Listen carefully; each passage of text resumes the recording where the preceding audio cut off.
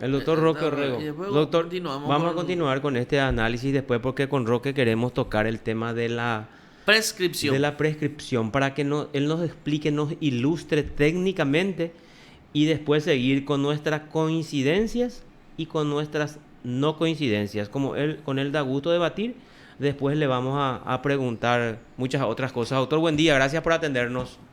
Buen día, Carlos. Buen día. ¿Cómo está, Carlos y Marcos? Qué Buen Buen día, día. doctor. gusto Gracias por atendernos, Roque. estar con Gracias. usted. No, no, no, no. Mira, yo sé que me estuvieron tratando de contactar y ayer estaba con un montón de trabajo, por eso no pudimos hablar. Pero Mm. hoy, con gusto, voy a debatir con ustedes. Ujú, ujú. Y te llamamos en tu condición de asesor técnico, No, no, ¿verdad? no. ¿O Espera cómo? un poco. Vamos a ir aclarando las ¿Vos cosas. vas a hablar como abogado particular o como... Esa es una contratación que ya se acabó. Samso y USAID me habían contratado para ese servicio y yo en este momento no estoy cumpliendo Ah, ese con rol. razón Entonces, que estabas en tus otras actividades, entonces ya a full. es claro, amigo, hay Mm. que vivir.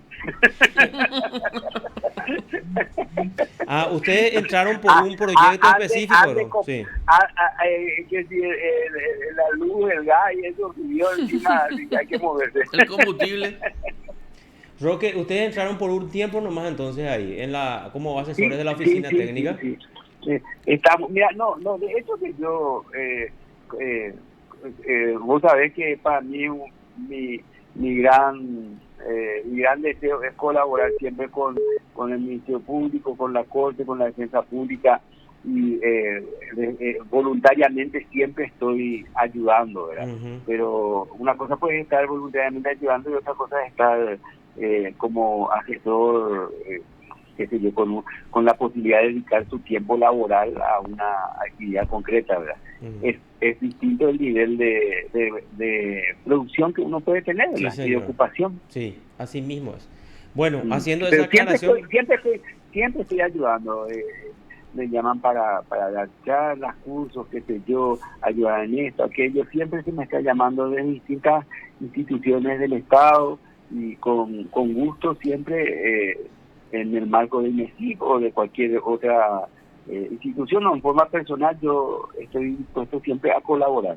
Pero sí, quiero más aclararle que no estoy con una función concreta ya terminó entonces tu en un contrato. trabajo, porque Con- terminó ese contrato y bueno, ojalá pueda volver otra vez a trabajar en eso más a tiempo completo, con mayor tiempo, porque me gusta ese trabajo, pero En ese la realidad tiempo, es en ese que tiempo que estuviste, doctor, fue fructífero en el sentido de establecer lineamientos claros con relación a la prisión preventiva.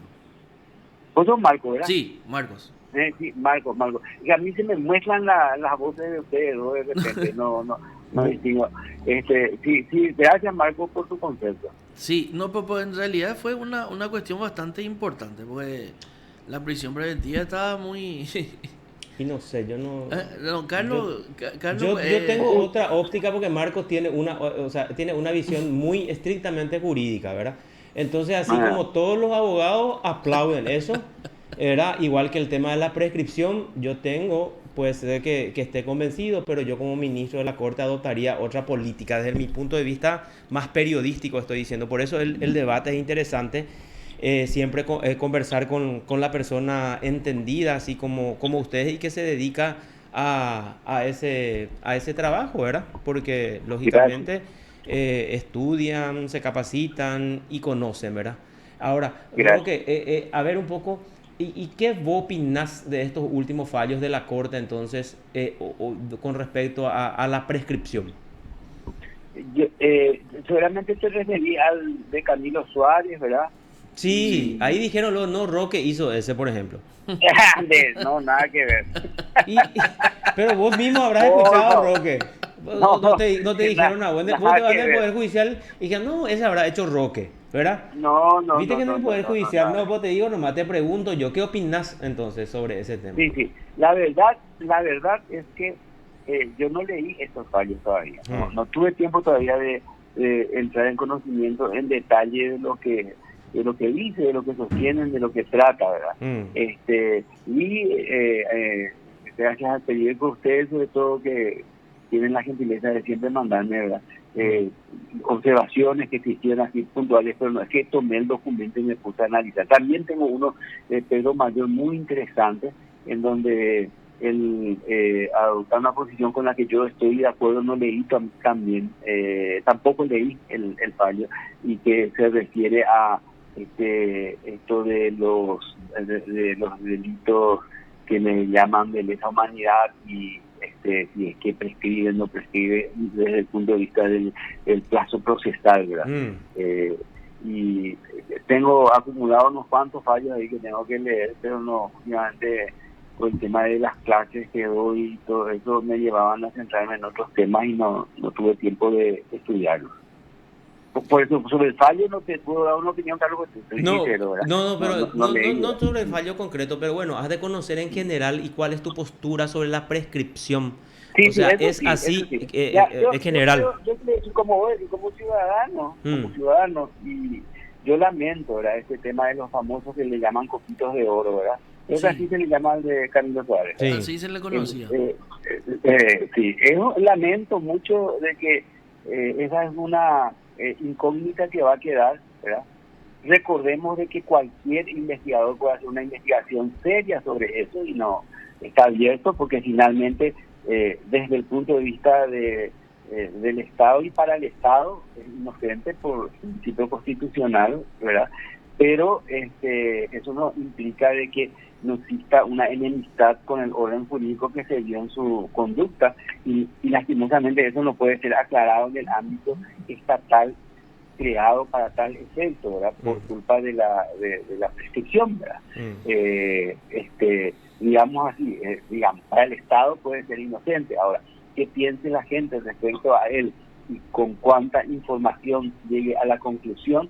Eso ya es algo que cae dentro de la opinión de cada quien, justamente porque no hay una decisión que haya aclarado esa situación, ¿verdad? Y eso es lamentable, porque la justicia creo que tendría que dar tranquilidad a la ciudadanía en temas tan importantes como estos, ¿verdad?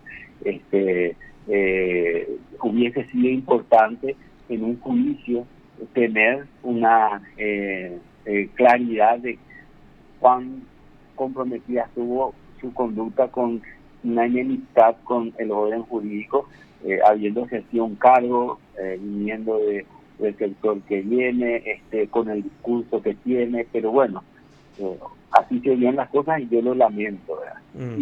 Y ojalá existan personas que investiguen periodísticamente el caso, investiguen desde un punto de vista de un estudio antropológico, sociológico, etcétera, y bueno, y por lo menos necesitan publicaciones respecto a estos casos, llevando algún tipo de datos ciertos a consideración de la ciudadanía, ¿verdad?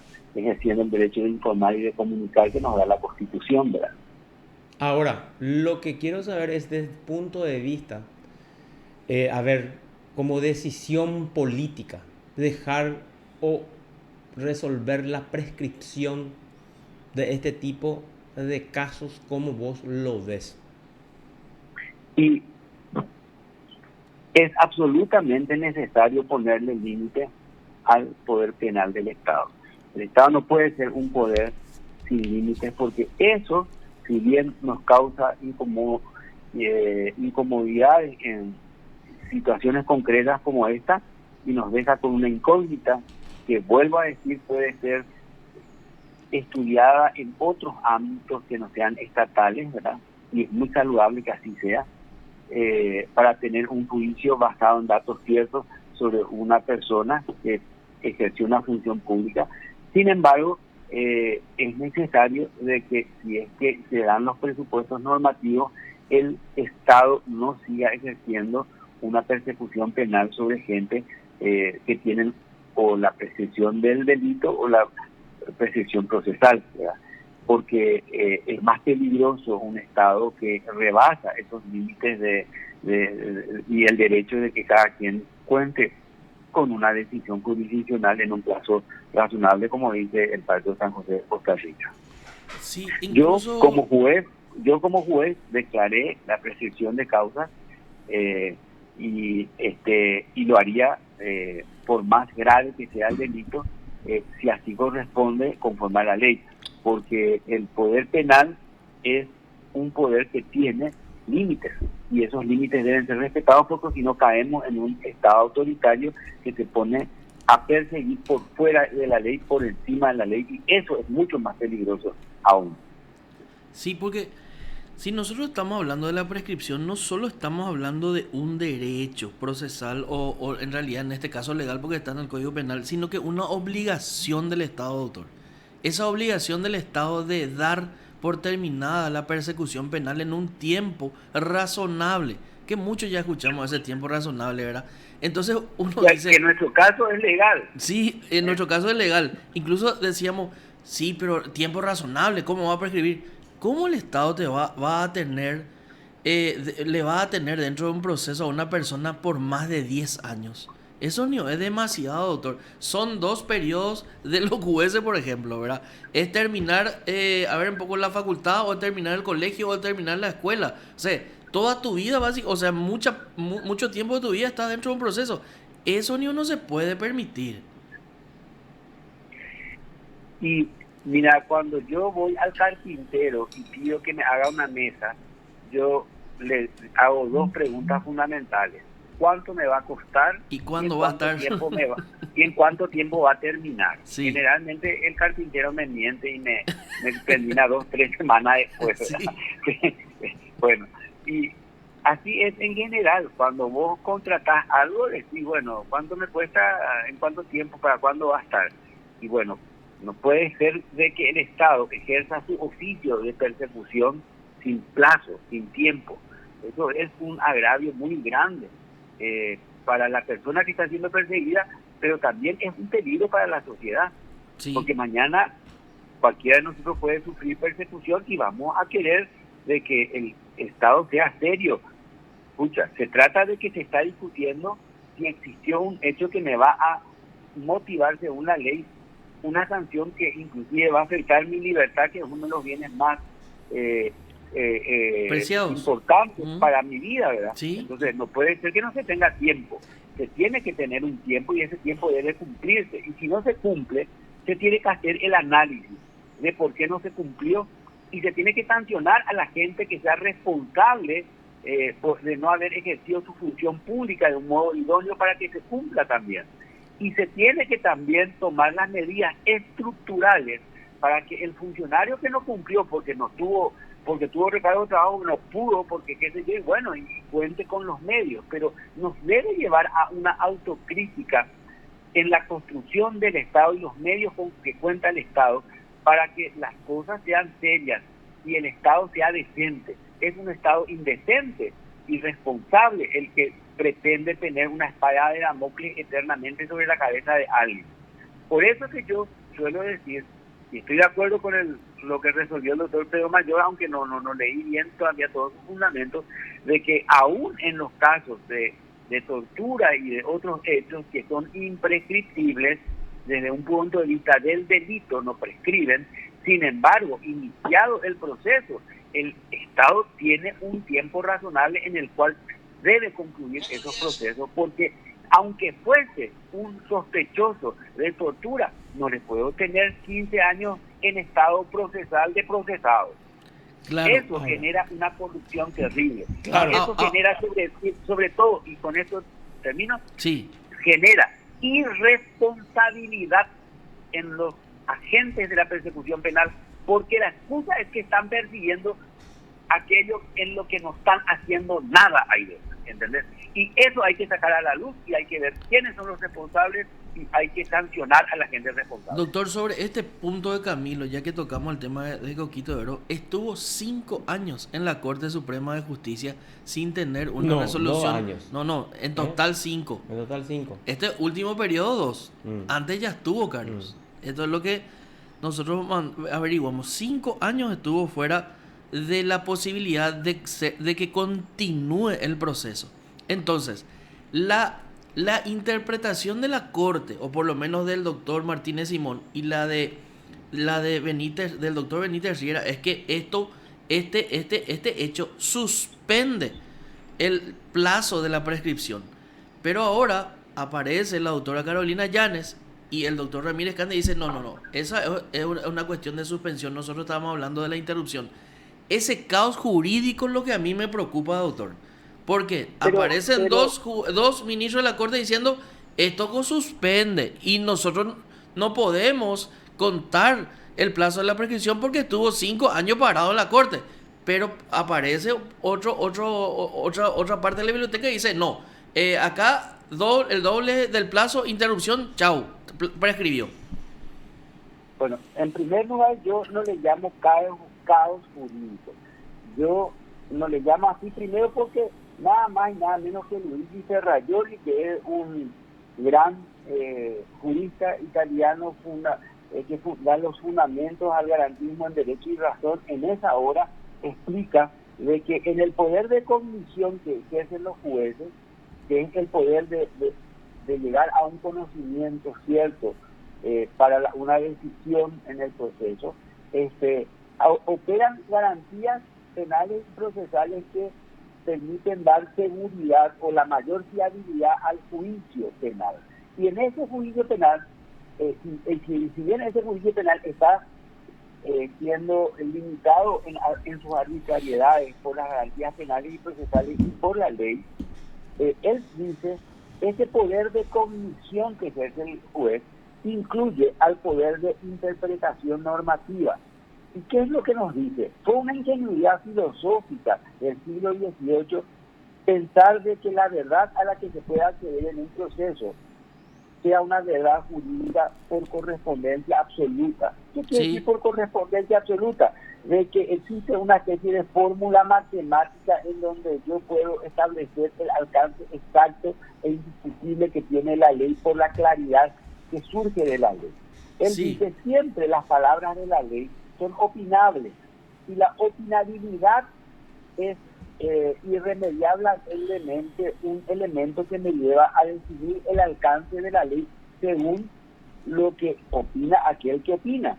¿Y a quién le damos el derecho de opinar en la Constitución? Al juez. Entonces, la opinión del juez es lo que finalmente termina estableciendo el alcance de la norma. Y la verdad jurídica que tiene Carlos Benítez puede ser distinta a la verdad jurídica que tiene Rocco Rego cuando le da una interpretación a la norma. Esa opinabilidad hace de que el sueño de que el juez sea la boca de la ley de un modo matemático y absoluto no exista. Esa fue la famosa frase de la Revolución Francesa, pero que quedó destruida con los comentarios, inclusive de Napoleón Tarado de la Cabeza, cuando tuvo que salir el primer comentario del derecho de su Código Civil, porque el sueño del racionalismo fue, en base a esta verdad por correspondencia, establecer una relación lógica matemática casi entre el alcance de la ley y aquello que era juzgado por el juez. ¿Y qué nos dice el artículo 559 del Código? Nos dice que la interposición de la demanda tendrá efecto suspensivo cuando se trate de sentencias definitivas o interlocutorias con fuerza de tal. Dice, en los demás casos no tendrá ese efecto, salvo que a petición de parte de la Corte Suprema así lo disponga para evitar gravámenes irreparables. Entonces, esto lo dice el artículo 559 del Código Procesal Civil en cuanto a la acción contra resoluciones judiciales que está establecido en el artículo 556. Una interpretación, pero absolutamente viable, es que la existencia de una acción de inconstitucionalidad en contra de un auto de apertura a juicio, como creo y tengo entendido fue este caso, no suspende el proceso, no tiene un efecto suspensivo, salvo que la Corte haya dispuesto lo contrario.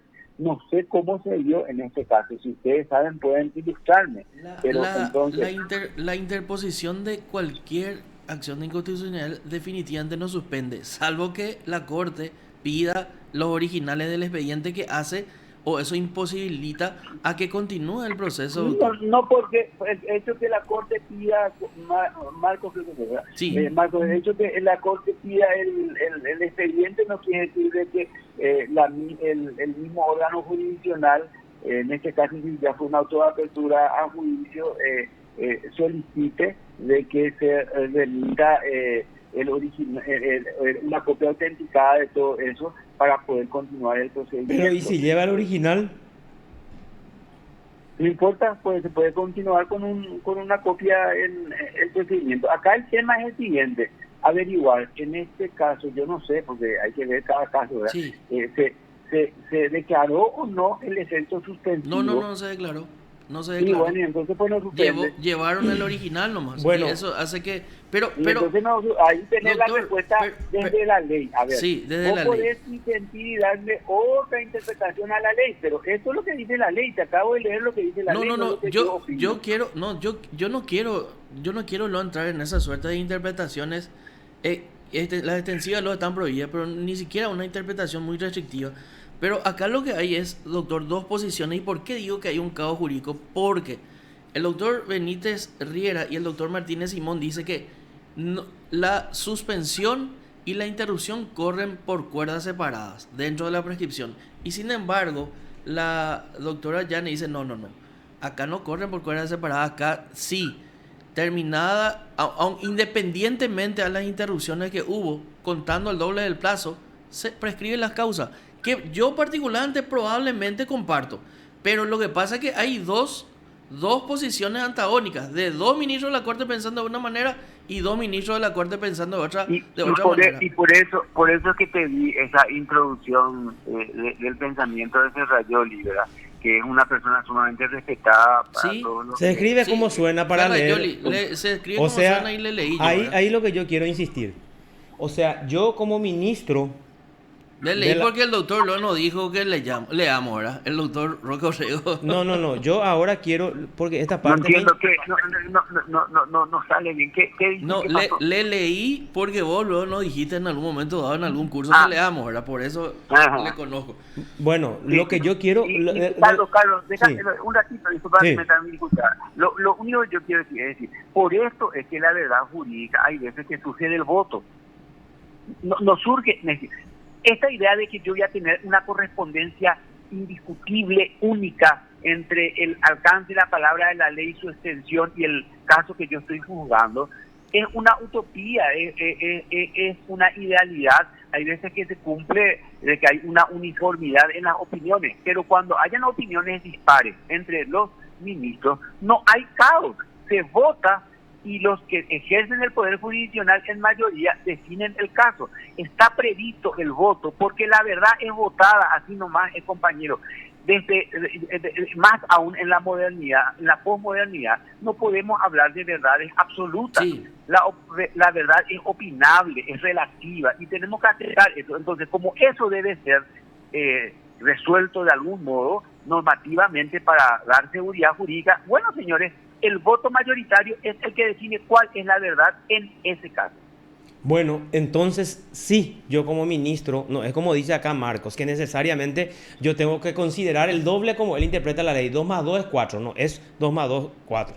O sea, en el tema... No, como dice Marco, como dice el 104, No, numeral 2. pero vos compartí eso, yo no comparto. Ahí y Roque está diciendo que cada uno puede hacer su interpretación. O sea, No, yo bueno, como... pero la interpretación tiene que ser motivada. No, motivada pero, a la claro, forma. pero voy a tener, ¿verdad? espera, Roque, voy a tener motivada como la tuvieron. Yo comparto la postura del doctor Martínez Simón. O sea, yo como ministro de la Corte voy a optar por hacer interpretación, esa interpretación que ellos hacen, Claro. para no dejar impune, porque yo tengo que calcular, o sea, si yo abro esta canilla, va a venir el día de mañana y me van a presentar lo mismo como ya está ocurriendo ahora, para que yo deje impune el robo de 68.000 millones al Ministerio de Agricultura, el robo de 55.000 millones de guardias. ¿Cómo yo como ministro de la Corte no voy a pensar eso? O cuando pensó la Corte anterior y dijo, Edgar Cataldi estuvo prófugo no sé cuántos años, ¿verdad? Responsable del vaciamiento del Banco Nacional de Trabajadores. Y yo como ministro de la Corte fríamente voy a sentarme y voy a decir, 2 más 2 es 4. El tipo estuvo prófugo 20 años. Pero ¿O no? el caso de la rebeldía inclusive es un caso distinto. Vos te acordás, Carlos, y vos también, Marcos, creo que estuvieron, ¿te acuerdan cuando Alberto Binder dio una conferencia magistral en INESID y estuvieron dio un no sé, dictamen. 1.200 personas por ahí se fueron a escucharle, Sí. ¿verdad? Y él habló del efecto suspensivo e interruptivo que tenía la rebeldía, ¿verdad? Sí. Es un caso distinto otra vez, ¿verdad? En donde él nos decía de que además de interrumpirse y volver a contarse el plazo para la prescripción del proceso, el proceso del delito, Sí. conforme al 104, También suspende. sin embargo, también decía, él suspende el proceso y por lo tanto no corre el doble del plazo. ¿Por qué? ¿Y cómo Porque podemos tener ese dictamen? Ahí mira, vamos a una interpretación extensiva. Mira, Pero yo voy a buscar mi postura. Marco me quiere interrumpir y yo voy a defender mi postura. O sea, yo hago lo propio, ¿verdad? pero les cuento que me acuerdo que esa fue la posición que asumió Alberto en aquel debate. Sí, esa fue. Muy interesante. Esa fue la posición. Bueno, y nosotros buscamos lo que hablar también, con él. También él había hablado, y ahí decía, una cosa es el caso aquel en que, creo que era el caso de este señor Stroessner, Gustavo, el que se presentó. Sí, algo así era el tema, ya no me acuerdo. Sí, Gustavo Stroessner. ¿Qué quiso? Entonces él decía, bueno, señor, una cosa es que el Estado, la persona se fuga, bueno, tiene un efecto suspensivo sobre el proceso y entonces este doble del plazo queda suspendido, ¿verdad? Sí. Y además se interrumpe en el sentido que se va a volver a correr, se va a volver a contar. Y esto además, decía él, era evidente porque, pucha, el Estado no puede llevar a cabo un proceso en rebeldía porque el derecho en ausencia del procesado no existe y el Estado no es que se cruzó de manos, el Estado pidió traición, pidió esto, lo otro, se movió, hizo sus gestiones diplomáticas, no es que al Estado no le importó un pito y dejó nomás pasar el tiempo, ¿verdad? Pero, ahora, y otra cosa es el Estado negligente que dicen, es claro, que ni siquiera se ocupó a establecer su rebeldía, por ejemplo. Exactamente, por ejemplo. Entonces, estas situaciones pueden ser contempladas con una diferencia desde el punto de vista normativo, pero yo digo nomás, no tenemos que escandalizarnos de que los ministros tengan interpretaciones distintas y bueno, y siempre y cuando estén motivadas para ver cuál es la que prima, se tendrá que ver la mayoría de aquellos que intervinieron en la resolución del caso y ver cuál es el voto mayoritario. Y eso es así aquí y en Tanganica. Eso no se llama ni corrupción ni es una desvirtuación del sistema. Es el sistema de establecimiento de verdad que contiene la ley como un marco de seguridad, de mayor seguridad, pero no hay seguridades absolutas. Eso no existe, así como no existe la verdad absoluta. Solamente para el que acepta dogmas y cree de que, por ejemplo, Dios existe o en la Inmaculada Concepción de María. Y bueno, eso no hace falta discutir porque se cree, así como se puede creer en la existencia del bombero. Y bueno, el que cree, creerá, ¿verdad? Exacto.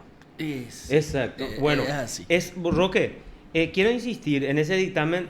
Vos tenés ese dictamen de Binder y aparte quiero acompañar con otra pregunta. Binder vino a hacer con ustedes un estudio y ustedes elevaron un estudio, una advertencia o hicieron una propuesta de un proyecto de ley a la Corte para evitar estas prescripciones masivas. Miren, de eso hace bastante tiempo, recordemos eso, Carlos. Estamos hablando de más de 10 años atrás de todo eso. Yo ya, yo recuerdo eso que fue ese debate se hizo en el contexto de una iniciativa que teníamos, que trabajábamos con la sociedad civil en contra de la impunidad y sí, Martín Almada nos había pedido que estudiemos en particular el tema, por eso recuerdo que era, creo que Alfredo Stroessner, uno de estos personajes. Gustavo Stroessner. Creo que Gustavo Stroessner, uno de esos personajes del estronismo, ¿verdad? Él fue. Y recuerdo que lo que se hizo fue elevar a la Corte Suprema el dictamen firmado por Alberto. Pero ahora con esta corte nueva, no, con Carolina. No, fue en aquel entonces que esto se hizo, ¿verdad? Y lo otro que se había hecho como acción ciudadana era, ¿te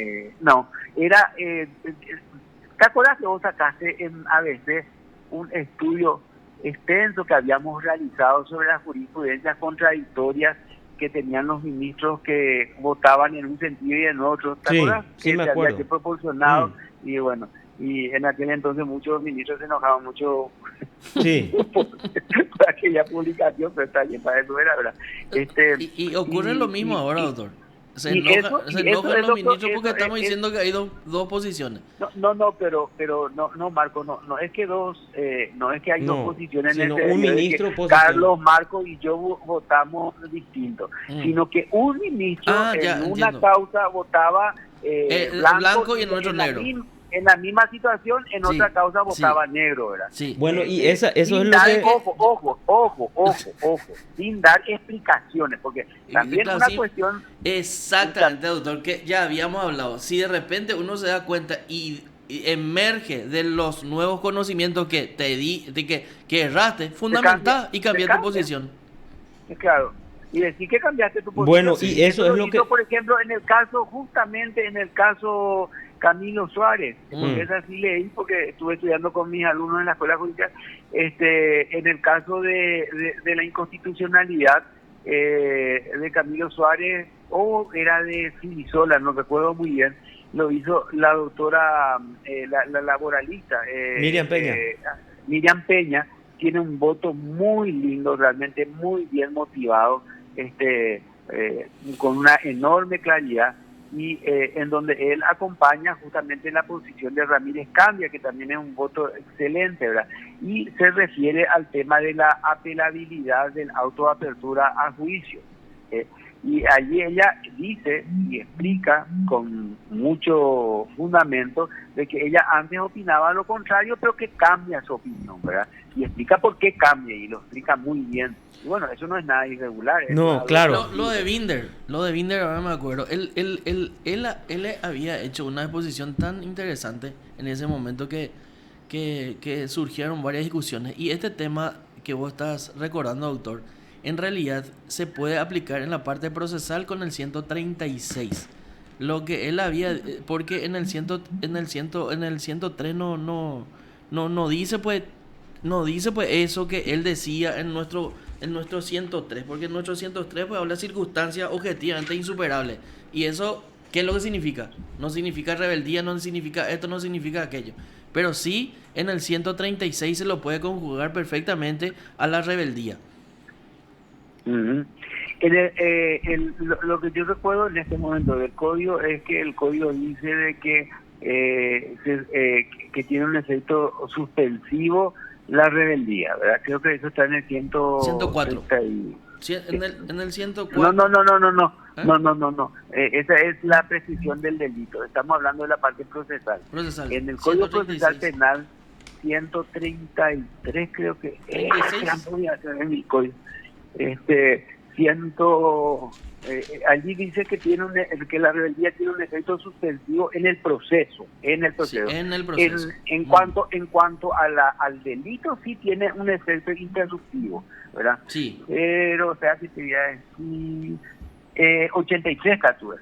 En el 83 dice, la declaración de rebeldía no suspenderá la investigación, salvo en lo que se refiere a resoluciones que pongan fin al proceso. Sí. En la etapa subsiguiente, el procedimiento solo se suspenderá con respecto al rebelde y continuará para los demás imputados. Sí. La declaración de la rebeldía aplicará la revocación de la libertad que le haya sido concedida al imputado y le obliga, en caso de presentación involuntaria, al pago de las costas provocadas cuando el imputado rebelde comparezca voluntariamente o sea puesto a disposición de la autoridad que lo requiera. Se extinguirá su estado de rebeldía y continuará el procedimiento, quedando sin efecto la orden de captura. Sí. Eso es lo que dice eso es el 83.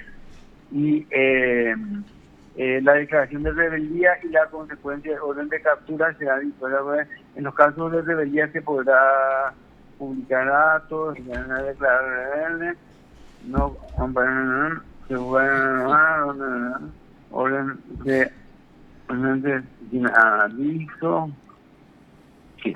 Eso es lo que establece el código procesal penal, ¿verdad? Sí. Pero el código penal es el que establece la interrupción. Sí, pero la interrupción se refiere a la prescripción del delito. Sí, solamente interrupción, no suspensión. Interrupción. Pero el Código Procesal Penal habla de la suspensión del proceso. Sí, del proceso. Que el 83 directamente se refiere al 136, la duración máxima del proceso. Sí, es claro, al 136, que es la duración máxima del proceso, así mismo. Que son dos Pero cuestiones fíjate que Inésir, vos me habías dicho que propuso lo que nosotros habíamos propuesto, pero antes de ese debate, en otro trabajo hicimos fue un ajuste de las normas del código en cuanto a la duración máxima del proceso y siguiendo un poco el criterio del pacto de San José, lo que establecíamos es que sería interesante que en los casos complejos se pueda dictar una decisión jurisdiccional que nosotros en nuestra propuesta le habíamos reservado a la misma Corte Suprema de Justicia, examinando una serie de parámetros para establecer un tiempo de duración máxima del proceso, porque el ir a una cuestión tasada por la ley de decir 3 años, 4 años, conlleva el hecho de que hay variantes que vos no tenés en cuenta, la complejidad de la causa, no tenés en cuenta inclusive la actitud que tienen las partes o el órgano jurisdiccional, ¿verdad?, que también incide en esto que es la cantidad de procesados del plazo. ¿Entendés? Sí. Eso es lo que nosotros habíamos propuesto allá por el 2004, 2005 más o menos, habíamos propuesto una vez y se había publicado en una revistita que se llamaba Cátedra Libre que nosotros teníamos. Doctor, ahora te quiero preguntar en ese sentido, ¿sí? A ver, si vos fueras ministro de la Corte, ¿verdad? O sea, tu posición, ¿cuál sería? ¿Abrir esa canilla para que se vengan esas prescripciones masivas sin tener en cuenta? O sea, porque vos pues cuando vas a dictar un fallo tenés que mirar las consecuencias que va a tener ese fallo. Si vos ves que va a venir una impunidad masiva o una impunidad en cascada porque estás teniendo a mano las estadísticas y conoces tu realidad como un poder del Estado, ¿cuál sería tu posición? Mi posición sería, primero, abrir una discusión social sobre esa mora que se provoca en esos casos. Sacar a la luz los comportamientos indebidos de los sujetos procesales que provocan esa mora, sí, ¿verdad?, como materia de discusión social. Sí. También sacar a la luz con estudios cualitativos y cuantitativos, ¿verdad?, sacar a la luz las deficiencias de la dotación del sistema de justicia que provoca esa mora, porque eso también mucho tiene que ver. Hacer los exámenes de las tecnologías organizacionales que deben incorporarse para que se mejore la posibilidad de contar con decisiones en un tiempo razonable, y eso debe ser debe fundarse en aportes de ciencias que deben interactuar para examinar el funcionamiento de la justicia, porque ese no es un fenómeno jurídico, sino es un fenómeno que tiene que ver con, una serie de ciencias de la organización, claro, que nos pueden ayudar hoy día. Pero mientras... Esto que estoy diciendo, escúchame, esto que estoy diciendo no es una idealidad, esto es una necesidad, porque si no se oculta el problema, Carlos. Sí, señor, ¿entendés? pero te quiero preguntar ahí cómo... A ver... Y en cuanto ahora, no estoy eludiéndole a la jeringa la parte correspondiente del esto yo creo realmente que es central, porque si no nos quedamos en el Burorei, estar discutiendo el caso. Primero, ocultamos la responsabilidad que tengan fiscales y jueces en ello. De abogados que tengan en eso, que estuvieron obstaculizando el avance del proceso indebidamente. No estoy diciendo los que ejercieron los recursos y los incidentes que le daba la ley, porque es absurdo. La ley Camacho, por ejemplo, nos plantea de que debe descontarse el tiempo de todo recurso. Pero, señores, y si vos ganaste el recurso y el recurso tenías razón y era manifestación de tu garantía de defensa, porque se te va a descontar del plazo, ¿entendés? Entonces, tenemos que ver quiénes son los verdaderamente responsables y qué es lo que está causando esta responsabilidad de lentitud, ¿verdad? Eso es central. Lo otro es, yo sin ningún problema voy a dar la prescripción en los casos en donde corresponda según la ley, ¿verdad? Porque creo... No, pero ahí me... Espera. Ahí me decía en forma muy genérica, o sea, me dice cuando dice la ley, y yo puedo tener otra interpretación, por eso es lo que estoy diciendo, tenemos que ponernos de acuerdo.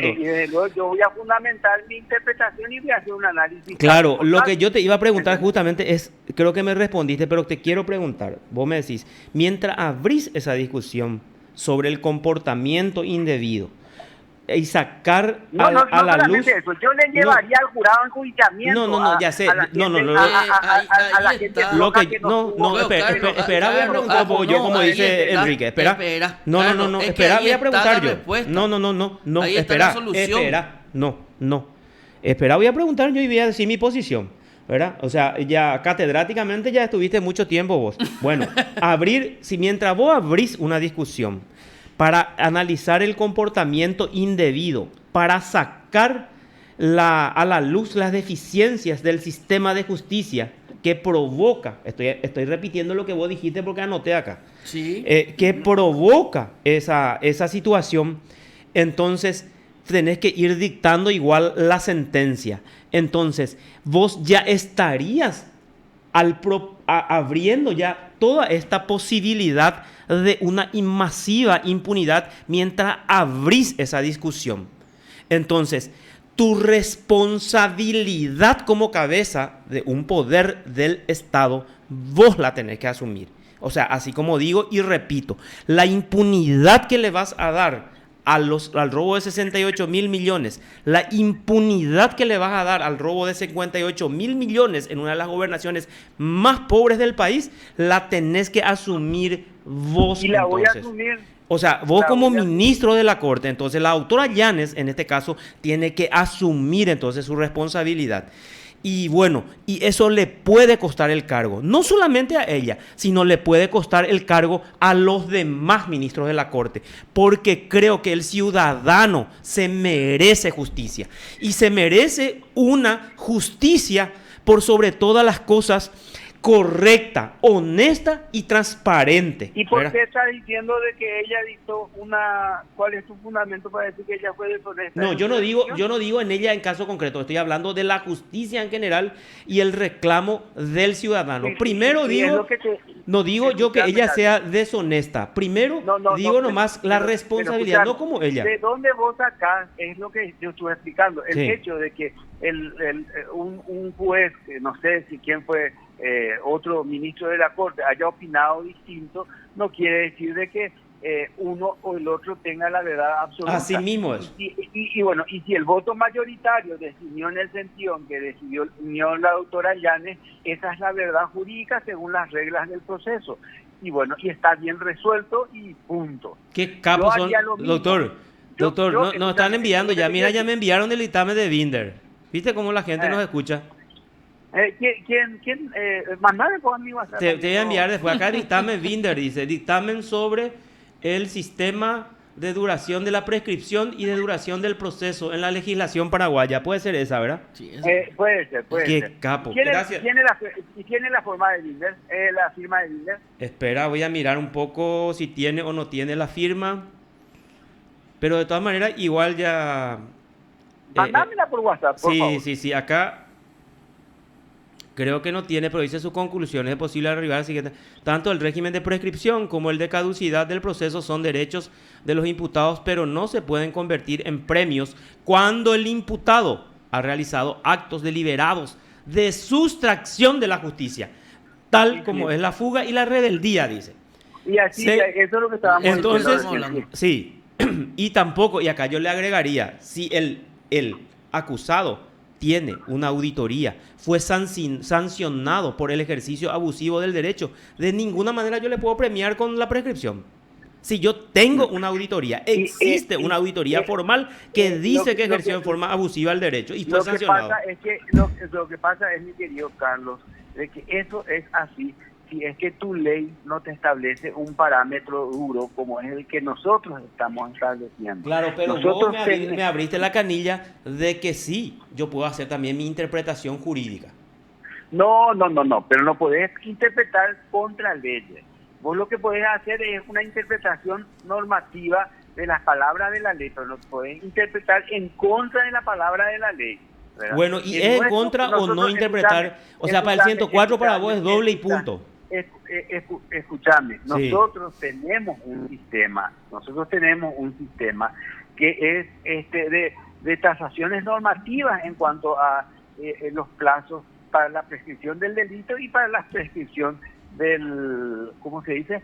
Para la prescripción del delito y para la prescripción del proceso. Y el doble del plazo corre, salvo en el caso de la rebeldía. Y en este caso no estamos hablando de rebeldía, estamos hablando de un caso que tuvo una acción de inconstitucionalidad. Y la acción de inconstitucionalidad, allí te leí, el Código Procesal Civil no suspende, ¿verdad?, la tramitación del proceso, salvo que así lo haya dispuesto la Corte Suprema de Justicia. Entonces, discúlpame, es decir, interpretar la ley no es hacer de decir cualquier cosa a la ley. Es claro. Bueno, pero yo entonces como ministro interpretaría mal si digo que no prescribe una causa cuando pasó el doble del tiempo, independientemente de todo. Y hay que ver en cada caso eso, Carlos. Si hubo una rebeldía, es diferente. No, y quitarle la rebeldía, quitarle la rebeldía, no existe la rebeldía. O sea, tipo Camilo Suárez, en cualquier otro caso. Ocurrió, yo no se me sometí al proceso, pero no terminó. En principio, según lo que conozco yo de Camilo Suárez, sí, prescribió, ¿verdad? Porque se descontó, pasó el tiempo pasaron creo que los 4 años, yo no sé, es que yo no conozco para qué me... No, pero yo te digo en general, no en el caso Camilo. Pero vamos a implicar en el caso Camilo que ya terminó. Lesión de confianza hasta 5 años, 5 más 5, 10. Y pasaron 12 años del proceso. Marco, ahí tienes razón, Marco. Vamos a poner un caso genérico. Vos tenés una lesión de confianza, 5 años. Sí. 10 es el doble. Sí. Vos tenés que comenzar a contar la prescripción, no hablamos del proceso, del delito estamos hablando, sí, ¿verdad? Desde el momento de la comisión del del hecho. del Código Penal, ¿verdad? Sí, señor. Vos tenés que comenzar a contar el plazo desde que terminó la conducta punible, ¿verdad? Sí. A partir de ahí. Ahora, qué sé yo, un auto de elevación a juicio interrumpe, se vuelve a contar de nuevo desde esta fecha. Sí. ¿Qué es lo que te dice el 104 in fine? Te dice, estas interrupciones no van a operar nunca más allá del doble del plazo. Quiere decir, de que si es que vos volvés a contar un autoapertura y después tenés ya te llega a los 11 años, entonces es 5, entonces ya se te prescribe el delito. Entonces ya no se cuenta esa interrupción. Eso es lo que dice el código en cuanto a la prescripción del delito. Sí.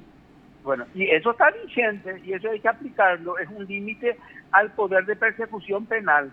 Causa un escándalo. Y sí, por eso digo, el escándalo hay que aprovechar para que se opere una reflexión sobre el funcionamiento del sistema de justicia y no para que se haga el guiño a la violación del Estado de Derecho y se pretenda una justicia que no es justicia porque está por encima y fuera de la ley, y fuera de la ley no hay justicia. Bueno, y eso que En el dijo Estado de Binder, en el tema de la Eso rebeldía, solo vale para la prescripción, para la rebeldía, la fuga. para la rebeldía. Ojo, Pero, Y acá me estamos envía- hablando de ojo, rebeldía. ojo que esa es una interpretación Así mismo es. extensiva. Así mismo es, justo, pero Roque comparte, pues entonces yo No, espera. o no comparte. Espera, Él comparte yo no porque sé si justamente- comparte, pero yo... No, pero yo- él está de acuerdo, porque está acá- bien, pero acá yo justamente eso me envía. hace, no sé, 10 minutos Pero que quiero tiene decir. un intento de debate ahí en el programa Aviación ese tema. Sí, ¿Eh? no, Sí. pero es que instalamos nosotros acá en PDS este debate que es demasiado importante porque, ojo que esta es una interpretación extensiva y las interpretaciones extensivas no pueden ser utilizadas Acá justamente me en envía. nuestro código. No es extensiva, es una interpretación en donde concurren dos instituciones, la prescripción del delito y la prescripción del proceso. No, ¿verdad? en esa parte no hay problema, pero decir que la rebeldía se puede usar en la suspensión de la prescripción, yo no comparto. Exacto. Esa Acá es justo una envía, interpretación extensiva. acá voy a fortalecer lo que dice Marco, porque me envía un magistrado. Si es por eso, dice, lo que dice Binder no está tampoco en el Código Procesal Penal.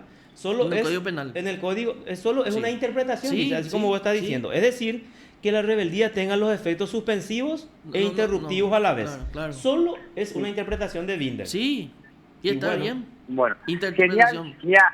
Mira, yo te quiero pedir una cosa, déjame un poco llegar porque si ya no tengo ese documento, voy a recordar un poco. Te voy a enviar, te voy a enviar. Bueno, te voy a enviar. Bueno.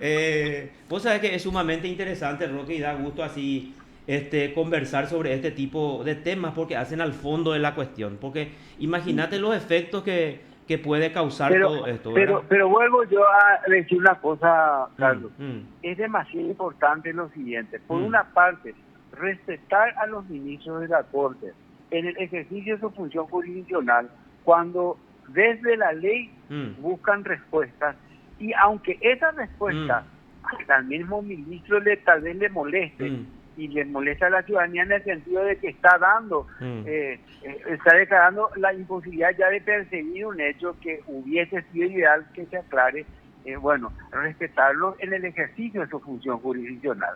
Eso me parece muy importante porque eso hace al crecimiento de la sociedad y para eso tenemos que entender de que tienen este poder de interpretación normativa del que nos habla hace Rayoli y se ejerce, y finalmente el voto es lo que decide, eso por una parte, pero por otra parte me parece muy interesante que ustedes como periodistas estén fomentando este debate, pero también dirigir el debate a lo que provoca finalmente este tipo de prolongaciones y demoras.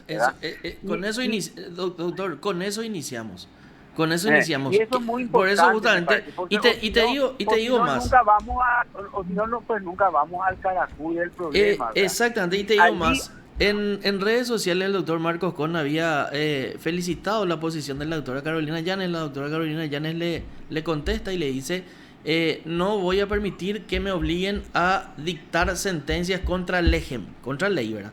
Entonces yo le dije: perfecto, yo aplaudo de pie que todas las resoluciones sean estrictamente conforme a la norma, a lo que dice nuestro código.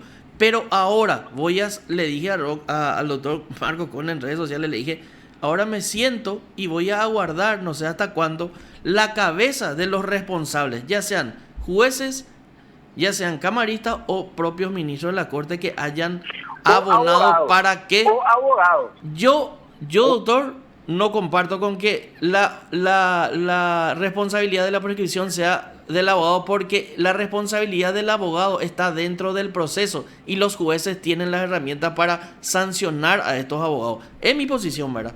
A la pucha. ¿Y el abogado no va a tener la culpa? No. Ah, y el abogado, no. A la puta. Y vos tenés la No, pero espera, todo no es chicana tampoco, ¿eh? Yo creo que el abogado también puede tener. Claro, pero todo no es chicana, porque yo puedo ejercer acciones. Hay que entender de que existe aquello que llamamos mala fe o abuso del Bueno, y la mala fe y el abuso del poder, el juez ya tiene la herramienta en el 112 y 113, 114 para incluso casar en la matrícula a ese abogado de mala fe. Pero la prescripción... Sí, bueno, no, el juez no puede casar la matrícula. Bueno, no, estoy hablando de la corte. no, pero aparte que, y bueno, entonces tiene responsabilidad el abogado. Vos decís que el Pero abogado no tiene... ahí se impone también una revisión de las responsabilidades de los abogados, ¿verdad? Claro. Yo creo de que tenemos que ir construyendo estándares éticos de comportamiento en el ejercicio profesional y por eso dije, a mí me parece una locura esto que plantea la ley Camacho de descontar brutamente cualquier incidente y excepción, cuando que el incidente y excepción vos podés plantearlo como un medio de defensa absolutamente legítimo. ¿Qué pasa si es que vos apelaste algo y te dieron razón en la apelación? Sí, te va a descontar también tu plazo. Y por es eso, una locura eso. Okay, una eso locura. es penalizar o sancionar el ejercicio de la garantía de defensa ¿Y sí? en el proceso. Bueno, ese punto que es muy importante, que nosotros estamos insistiendo incluso en las publicaciones. Creo que, no sé, acá no bajé del vehículo. En ABC yo ya había publicado, creo que en marzo, que la Corte no sancionaba absolutamente a nadie con respecto a las prescripciones. Nos ocultan el resultado de la auditoría. Es más, pedimos a través de la Dirección de Transparencia y la Corte no nos contestó en plazo, lo que significa una denegación. Y para no presentar el habeas corpus, el amparo, ahora reiteramos el pedido. Entonces, esa es también otra preocupación. Nosotros buscamos desde ese ángulo también. Pedimos por transparencia, la Dirección de Transparencia, oficialmente pedimos los resultados de auditoría. Y en 15 días, ni en 20 días, ni en 3 meses no nos respondió nunca la Corte. Por eso ahora reiteramos. Entonces, ¿qué es lo que busca ocultar también la Corte? ¿Verdad? Busca salvar o encubrirle a los jueces, a los camaristas y a los propios ministros que tuvieron cajoneando ese expediente. Eso también, hay que sacar a luz, Roque. Y eso es lo que dice el doctor. Sí. Ahí tenemos que apuntar también. También. Y ahí se tiene que insistir, creo yo, porque no nos sale nada barato todo esto como pueblo paraguayo. Sí. Así mismo. Hay responsabilidades que exigir, pero no tiroteemos contra quien hizo cumplir la ley. Finalmente, el ministro, la ministra, quien sea, no es porque no es secreto, porque no es porque yo le tengo un gran aprecio a la doctora Carolina Llanes, sino porque sea quien sea el juez que hace cumplir la ley, bueno, esa es su misión. Y entonces, si desde esa óptica, entonces los otros que opinan o votan diferente no están haciendo cumplir la ley. Y no estoy diciendo eso.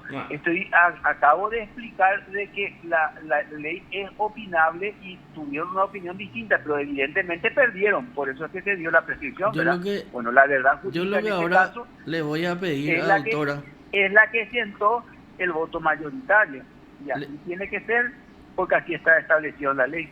Ya que la doctora está con la posición firme de hacer cumplir la ley, hay que buscar desde la propia Corte los responsables.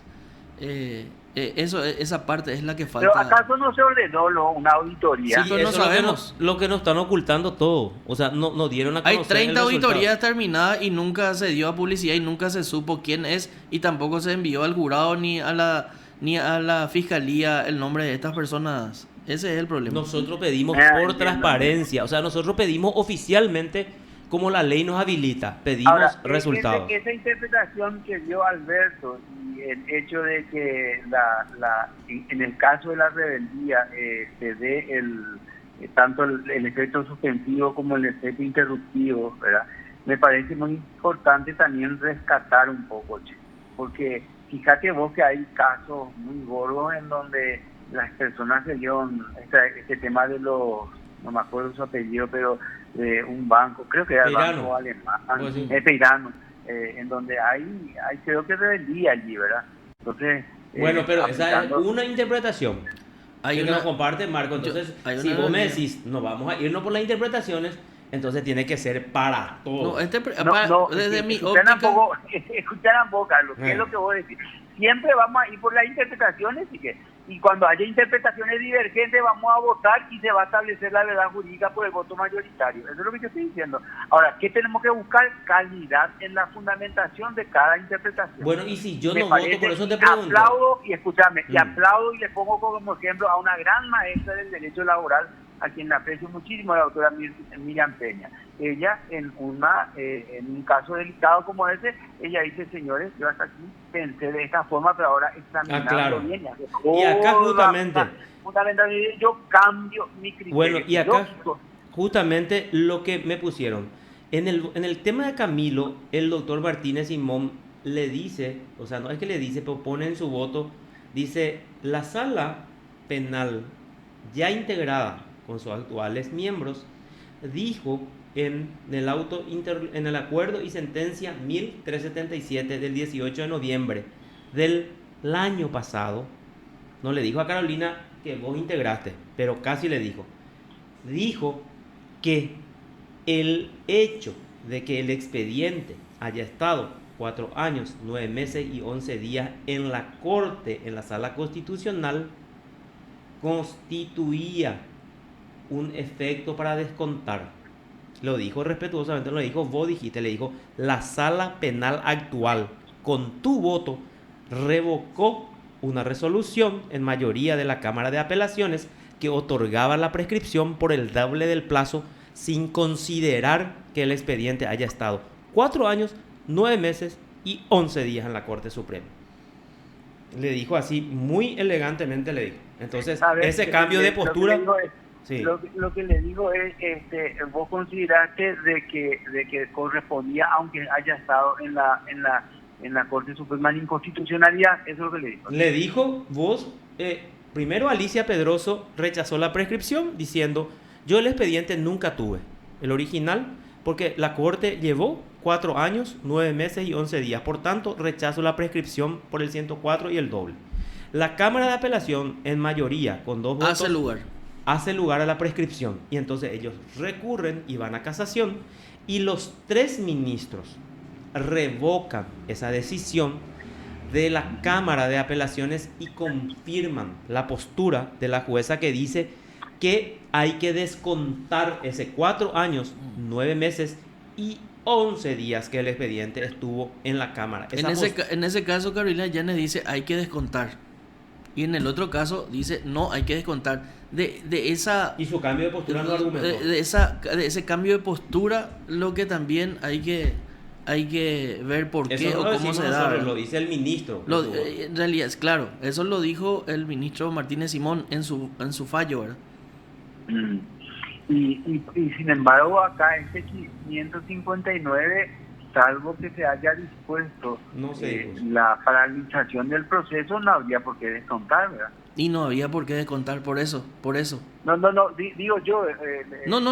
Yo comparto. No voy a entrar a opinar porque... No, pues nosotros tenemos acá el fallo y no se dispuso la paralización, ni mucho menos en la sala. Y bueno, y entonces, mi querido, según el artículo 559 del Código procesal civil, no tiene por qué descontarse, ¿verdad? Y por eso, entonces, yo particularmente le doy la razón a la Cámara y no a Alicia Pedroso y no tampoco a la posición de la Corte, incluida en ese fallo a la doctora Carolina Llanes. Estamos hablando del otro caso. Del otro caso, sí. Hay, a ver, un poco posiciones contrarias. Y eso es lo que el doctor Martínez Simón, en el caso Camilo Suárez, dice. En este caso interpretaste así, en este caso no se interpretó así. O sea, en realidad el debate surgió desde el seno de la Corte. Por eso nomás nosotros agarramos este debate y que creo que es demasiado sano para la comunidad jurídica y los justiciables. Sí, así es. Y bueno, genial.